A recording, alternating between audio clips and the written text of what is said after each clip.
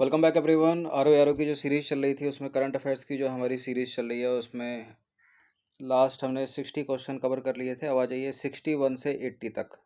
ठीक है, 100 question cover करेंगे इसमें हम। और ये टेस्ट नंबर होगा 107। इन सभी टेस्ट किया फुल टेस्ट पीडीएफ सीरीज से जुड़ सकते हैं पेड टेलीग्राम ग्रुप को ज्वाइन करके। डिस्क्रिप्शन बॉक्स में नंबर है।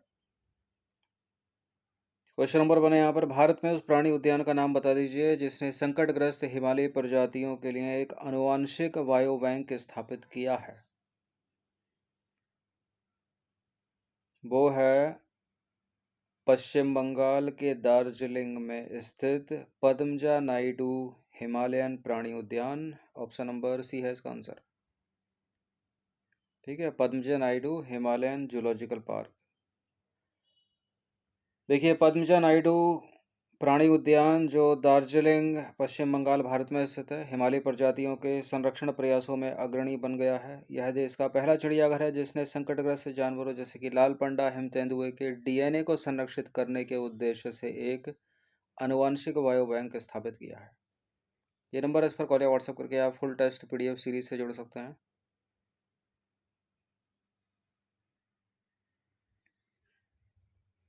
क्वेश्चन नंबर 62 पर आ जाइए। किस संस्थान ने पैकेजिंग में प्लास्टिक कचरे के समाधान के लिए नया बायोडिग्रेडेबल फोम विकसित किया है? किसने विकसित किया है? भारतीय विज्ञान संस्थान आईआईएससी बेंगलुरु ने। ठीक है, एशियाई यूनिवर्सिटी रैंकिंग जो है 2025 की, उसमें आईआईएससी बेंगलुरु को भारत की तरफ से प्रथम स्थान प्राप्त हुआ है। ठीक है, ओवरऑल वैश्विक रैंकिंग देखें, मतलब एशिया में रैंकिंग देखें तो 38वीं है।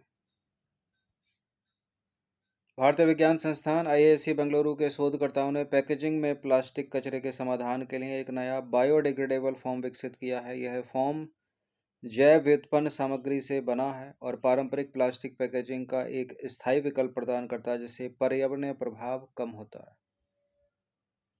हाल ही में चर्चा में रही सुखना झील किस शहर में स्थित है? सुखना झील है चंडीगढ़ में। केंद्रीय पर्यावरण मंत्रालय ने हरियाणा की ओर सुखना वन्यजीव अभयारण्य के चारों ओर 1 किलोमीटर से 2.035 किलोमीटर तक का पर्यावरण संवेदनशील क्षेत्र अधिसूचित किया, इसलिए न्यूज में है। चंडीगढ़ में स्थित सुखना झील एक कृत्रिम झील है।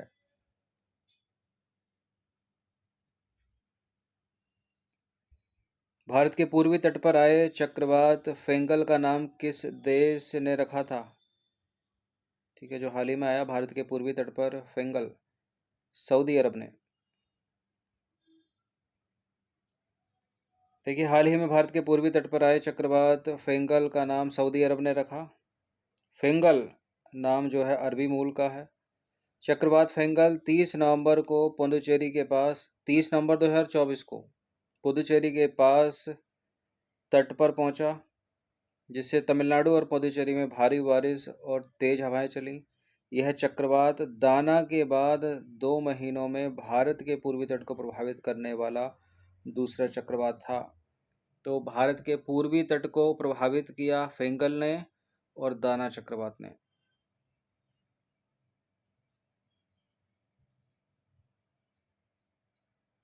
वर्ष 2024-25 विजय हजारे ट्रॉफी किस क्रिकेट टीम ने जीती है? ये कर्नाटक ने जीती है विजय हजारे ट्रॉफी 24-25। क्रिकेट से संबंधित है। कर्नाटक पुरुष सीनियर टीम ने वर्ष 2024-25 के फाइनल में विदर्भ को हराया। किसको हराया? विदर्भ को हराया 36 रनों से हराकर 5वीं विजय हजारे ट्रॉफी जीती। ठीक है, अपनी 5वीं विजय हजारे ट्रॉफी जीती। फाइनल जो है वो 18 जनवरी 2025 को कोटाम्बी स्टेडियम बड़ोदरा गुजरात में हुआ। याला ग्लेशियर जो समाचारों में देखा गया किस देश में स्थित है? याला ग्लेशियर नेपाल में है ये। ठीक है, आने वाले कुछ दशकों में विलुप्त हो जाएगा ये जलवायु परिवर्तन के चलते। नेपाल का याला ग्लेशियर जो लांगटांग घाटी का एक प्रमुख ग्लेशियर है, वर्ष 2040 तक गायब हो सकता है। जलवायु परिवर्तन के चलते ऐसा होगा। यह हिंदू कुश हिमालय क्षेत्र का हिस्सा है और इसे world glacier monitoring services database में व्यापक रूप से अध्ययन किया गया है। वैगई नदी जो हाल ही में समाचारों में देखी गई किस राज्य में स्थित है? वैगई है तमिलनाडु की। क्यों है न्यूज़ में? क्योंकि मद्रास उच्च न्यायालय ने स्थानीय निकायों को वैगई नदी में प्रदूषण रोकने के लिए कार्य योजना प्रस्तुत करने का निर्देश दिया है। वैगई नदी तमिलनाडु में पश्चिमी घाट के वरुसनाडु और मेघमलाई पहाड़ियों से निकलती है। भारतीय महासागर सम्मेलन के 8वें संस्करण का आयोजन कहाँ किया गया? भारतीय महासागर सम्मेलन के 8वें संस्करण का आयोजन किया गया ओमान के मस्कट में। ऑप्शन नंबर ए है इसका आंसर। देखिए, भारत, सिंगापुर और ओमान के मस्कट में 8वें भारतीय महासागर सम्मेलन की मेजबानी की। भारतीय महासागर सम्मेलन जो है वो भारतीय महासागर में क्षेत्रीय सहयोग के लिए एक वार्षिक मंच है। यह नेताओं, अधिकारियों, निजी क्षेत्र के प्रतिनिधियों और विशेषज्ञों को प्रमुख मुद्दों पर चर्चा के लिए एकत्रित करता है। भारतीय महासागर ऐतिहासिक रूप से एक प्रमुख व्यापारिक मार्ग था जिस पर भारतीय व्यापारियों और पल्लव, चोल और आंध्र जैसे राजवंशों का प्रभाव था।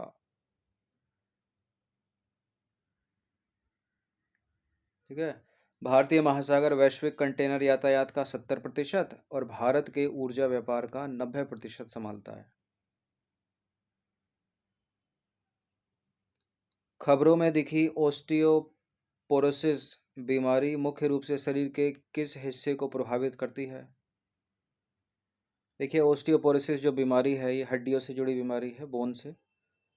तो डी है इसका आंसर। ठीक है। नॉर्मल बोन कुछ इस तरह से दिखाई देती है और जिसको ओस्टियोपोरोसिस होता है वो ऐसी। ठीक है। ओस्टियोपोरोसिस वाली जो बोन होती है वो आसानी से अगर कोई गिर गया फिसल के तो वो टूट जाती है, फ्रैक्चर हो जाता है। और ये ओस्टियोपोरोसिस बीमारी पहले तो ये वृद्धों में होती थी। ठीक है। 60 वर्ष या उससे अधिक के लोगों में ओस्टियोपोरोसिस बीमारी आज भी आम है, खासकर महिलाओं में। लेकिन अब ये जो है युवाओं में भी देखी जा रही है। ठीक है। कारण है कैल्शियम की कमी। देखिए, हाल ही में तमिलनाडु के नरूबी हॉस्पिटल वेल्लोर द्वारा ओस्टियोपोरोसिस पर एक वेबिनार आयोजित किया गया। विशेषज्ञों ने बताया कि हड्डियों के नुकसान को रोकने के लिए कैल्शियम का सेवन, नियमित व्यायाम और स्वास्थ्य आदतें महत्वपूर्ण हैं। ठीक है। स्वस्थ आदतें जैसे शराब का सेवन ना करना,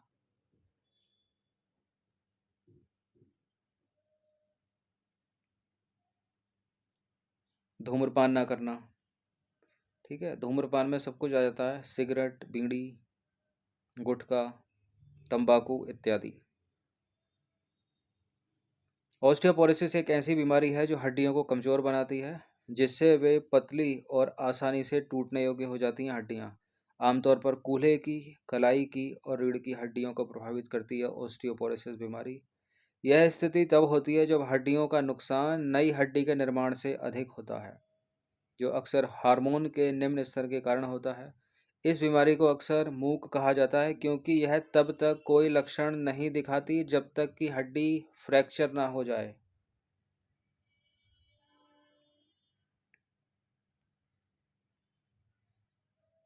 ठीक है। तो कैल्शियम का सेवन जो है नियमित रूप से ज़रूरी है, लेकिन अधिकता भी ज़रूरी नहीं है क्योंकि अधिकता से हो जाएगी किडनी स्टोन। कैल्शियम ऑक्जेलेट के क्रिस्टल ही तो होते हैं वो। ना कमी होने देनी है ना अधिकता। 70वां प्रश्न है, उमरेड पौनी करहंडला वन्यजीव अभयारण्य किस राज्य में स्थित है?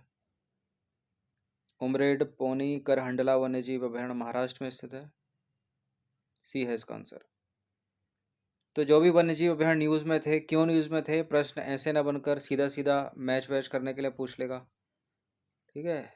कि मिलान कर दीजिए कौन सा वन्यजीव अभयारण्य किस राज्य से संबंध रखता है।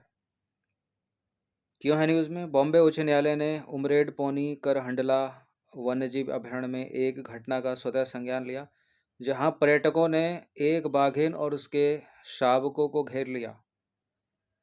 इस घटना ने वन्यजीव संरक्षण और निगरानी प्रोटोकॉल में खामियों को उजागर किया। उमरेड पौनी करहंडला वन्यजीव अभयारण्य जो है महाराष्ट्र के भंडारा और नागपुर जिलों में स्थित है। यह ताडोबा अंधारी टाइगर रिजर्व से वेनगंगा नदी के साथ एक महत्वपूर्ण वन गलियारे के माध्यम से जुड़ा है। अभयारण्य के पूर्वोत्तर में वेनगंगा नदी और गोसे खुर्द बांध स्थित हैं।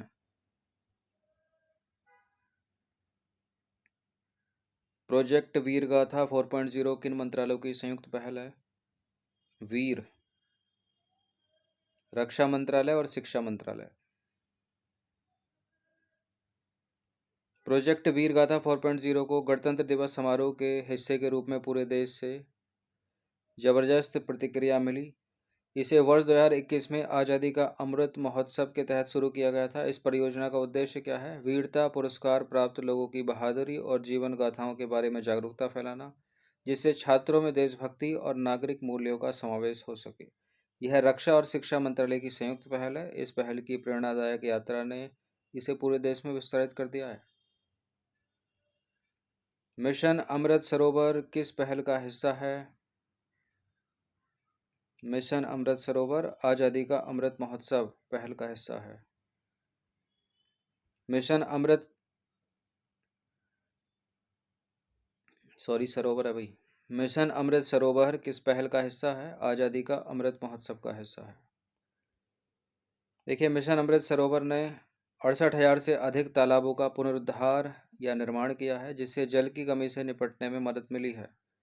इसे वर्ष 2022 में आज़ादी का अमृत महोत्सव के अंतर्गत शुरू किया गया था। इसका उद्देश्य प्रत्येक जिले में 75 अमृत सरोवरों का विकास और पुनरुद्धार करना है, जिससे देश भर में लगभग 50,000 से अधिक तालाबों को लक्ष्य बनाया गया है। क्वेश्चन नंबर 73 पर आ जाइए। World audio visual and entertainment summit 2025 किस मंत्रालय की पहल है? ठीक है, ये इंग्लिश में है, same as it is Devanagari में लिखा हुआ है। इसका हिंदी में हो जाएगा विश्व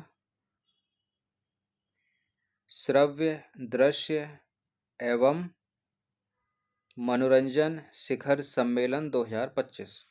ये पहल है सूचना एवं प्रसारण मंत्रालय की। सी है इसका आंसर।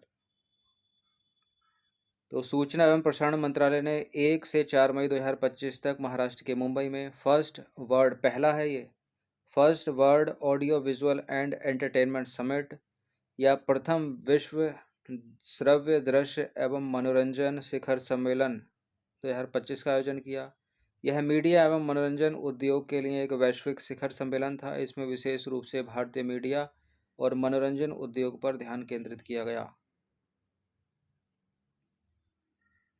भारतीय रिजर्व बैंक द्वारा शुरू किए गए वित्तीय साक्षरता सप्ताह 2025 की थीम क्या है?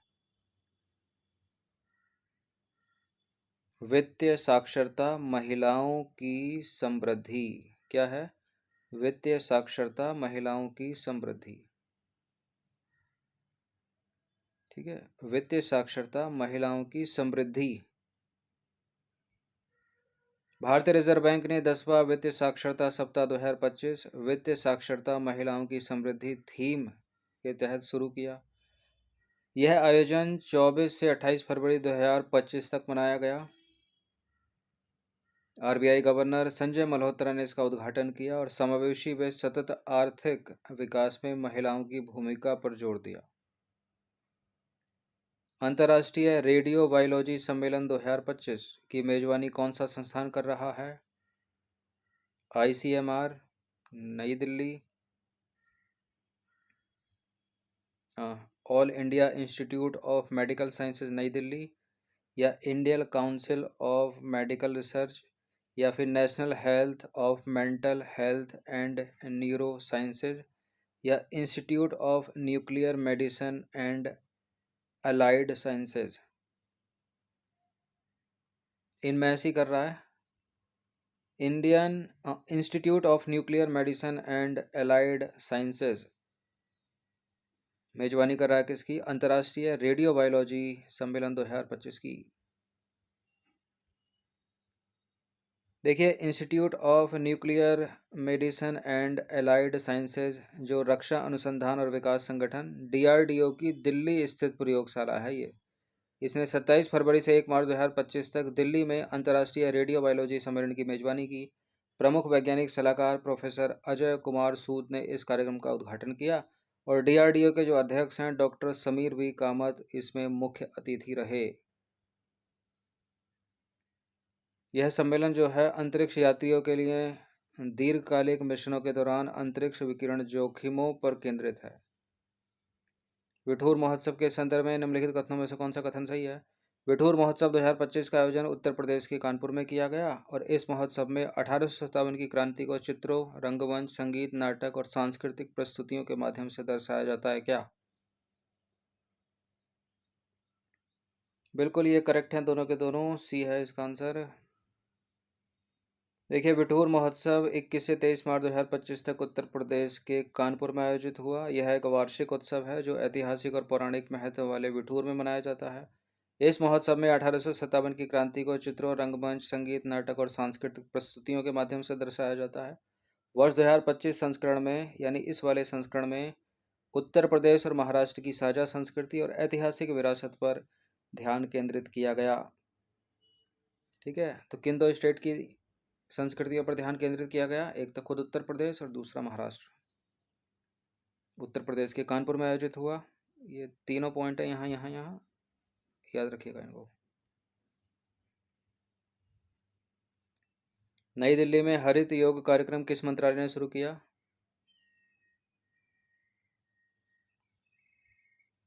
कौन हो सकता है? आयुष मंत्रालय ने। आयुर्वेद, योग और प्राकृतिक चिकित्सा, यूनानी, सिद्ध और होम्योपैथी। आयुष मंत्रालय ने नई दिल्ली में हरित योग कार्यक्रम शुरू किया जो अंतर्राष्ट्रीय योग दिवस 2025 के 10 सिग्नेचर इवेंट्स का हिस्सा है। इसका उद्देश्य लोगों को व्यक्तिगत और ग्रह की सेहत के लिए पेड़ लगाने के लिए प्रेरित करना है। इस हरित पहल को बढ़ावा देने के लिए 5,000 से अधिक औषधीय पौधे योग प्रेमियों को वितरित किए गए। यह कार्यक्रम योग अभ्यास को पर्यावरण जागरूकता के साथ जोड़ता है। क्वेश्चन नंबर 78, अंतर्राष्ट्रीय योग दिवस। यह दिवस 21 जून को मनाया जाता है। अंतर्राष्ट्रीय योग दिवस 2025 की theme one earth one health के लिए योग थी क्या? कौन सा सही है? दोनों के दोनों करेक्ट हैं, सी है इसका आंसर। अंतर्राष्ट्रीय योग दिवस 2025 21 जून को वन अर्थ वन हेल्थ के लिए योग थीम के साथ मनाया गया। 20 प्रश्न है इसमें। नंबर 79 पर आ जाइए। Indian national centre for ocean information services किस मंत्रालय के तहत स्थापित किया गया था? गृह मंत्रालय नहीं है, विज्ञान और प्रौद्योगिकी मंत्रालय नहीं है, पर्यावरण, वन और जलवायु परिवर्तन मंत्रालय भी नहीं है, पृथ्वी विज्ञान मंत्रालय। ऑप्शन नंबर ए है इसका आंसर। क्यों है नहीं उसमें? Indian national centre for ocean information services ने गोवा, कर्नाटक, महाराष्ट्र और केरल के तटीय इलाकों के लिए ऊंची लहरों की चेतावनी की है। Indian national centre for ocean information services जो है वो पृथ्वी विज्ञान मंत्रालय के तहत स्थापित किया गया था। यह एक स्वायत्त निकाय है जो 1999 में स्थापित किया गया था। यह अर्थ सिस्टम साइंसेज ऑर्गेनाइजेशन का हिस्सा है और हैदराबाद में स्थित है।